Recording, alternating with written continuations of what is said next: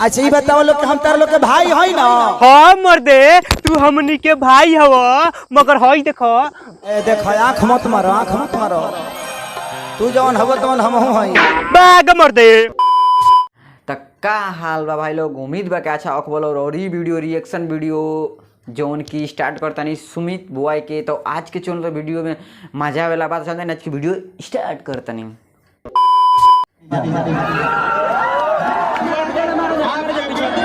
हम माला पहन लेनी हमरा लागत है माला इतना गाला में माला खेसारी आप लोग समझ लीजिएगा कि खेसारी आने के माला पैदा रहना। खेसारी चा का हाल बा? खेसारी चाचा ओ मर्दे तारा के खेसारी चाचा कहनी हो बकपेलुआ ना कहनी हो। जब खत्म हमर 22 बरस के उम्र भाई। अच्छा तार 22 साल के उम्र भइल तो हम तारा के चाचा ना कही तारा के भोइया कही कानू। अच्छा ये बताओ लोग हम तार लोग के भाई है ना। हाँ मर्दे तू हमनी के भाई हव मगर हई देखो देखो आँख मत मारो आँख मत मारो तू जवन हव तवन हम हई बाग मर्दे हम तेरे के आँख थोड़ी मारत रहनी हो, हमरा आँख में कुछ पड़ गइल वही से हेंगा हेंगा करत रहनी हो। हे देखा खेसारी चाचा तू खिसे ना ना भैया तू खिसिया मत न तो हम मर जाइब काहे से कि हमरा हार्ट के बीमारी बा। अच्छा तू ई सब बात के गोली मार और तू एगो गाना गावो कि कवन भतर कटनी भातारी के फसवला कि हमरा के देखेला तो खासे हो नहीं ना से। वो दिलवाला फिल्म का था जिसमें भारती भी काम की थी। हम साड़ी पहनले रहनी यो पहनले रहनी। अच्छा रुको सरिया जब तू पहनेला तो तारे के कुछ लोग लवंडा समझेला का है लोग कहेला कि खेसरिया नाच के लवंडा। हाँ तो तू मरद होके का उखाड़ ले लवड़ा हम लौंडे होके बहुत कुछ कर ले। अरे मोर्दे तू का बात बोले बारो ई तो बात दिल पर लागत सीधे। हां कितना जना के भरम बावे। हां इंडस्ट्रिया में फिल्मी दुनिया में ना एगो तो परिवार ऐसा बाकी ओकनी के आज हमरा बुझाइबे ना कल कि हम मरद हई कि ना हई।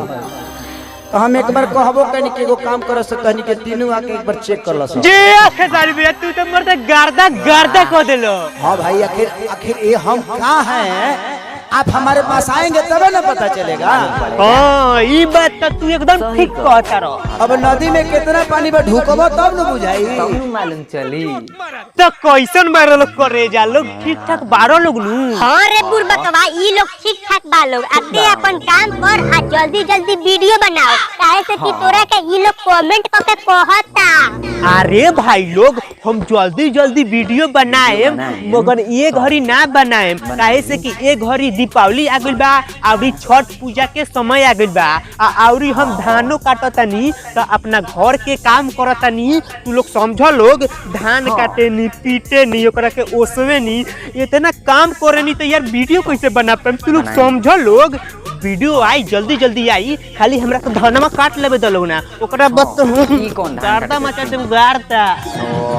अरे खेसारी भैया के लाठी से चोट लागल का ना रे बुरबकवा उनकरा चोट नइखे लागल। अच्छा जगदेव चाचा तू हमरा से एगो बात बताओ कि तू हमरा से बिना बतौले खेसारी भैया से मिले चल गइल ना। भाई लोग देखता लोग जगदेव चाचा अकेले अकेले चल गइलन खेसारी भैया से मिले। आ तहरा के जगदेव चाचा खेसारी भैया चिंतो बरन हो तहर नाम लेके बुलैल हवन। अरे बुरबकवा हम कोनो का छोटा मोटा आदमी बनी जहां तक तो संपर्क होई नु से आगे तक हमार पहचान बा। कौन गाना गादी बताओ? रुको हम बताओ तनी तू हमार फेवरेट गाना गावो कि तहर दिल हो कि चार जोर कतही लगा लेलू। अरे गावो मर्दे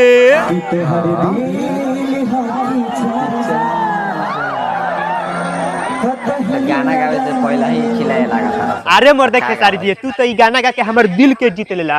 तू तनी एगो आउरी गाना गा दो कि आराम में दोबारा फेर अइबे ना।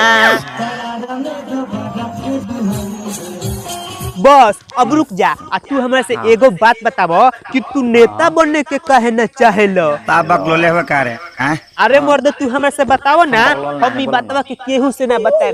अभी बताओ जे हेंगा ढाइयो लेते तो केहू कुछ बोले वाला नहीं खलो। ऐसे हमारा नेता लइके बने। बने ठीक के। बा, अब हम समझ गईनी कि तारा धारा धरंतम आ सटा सतंकम करे में मजा आएला। और भाई लोग आज के वीडियो यहीं पे खत्म होता। और तू लोग अगर हमसे बात करे के चाहता लोग तो नीचे हमारे इंस्टाग्राम के लिंक बावे, जाके वहां पर फॉलो कर लो। तब तक के लिए नमस्कार, प्रणाम, बाय बाय। By by. उम्मीद है भाई लोग वीडियो पसंद लागल हो तो लाइक कर लो, और हमारे चैनल पे न्यू आइल बड़ा चैनल को सब्सक्राइब कर लो, ताकि जौन वीडियो नया अपलोड करी तो पहले नोटिफिकेशन मिले। तो चलते नेक्स्ट वीडियो में, बाय।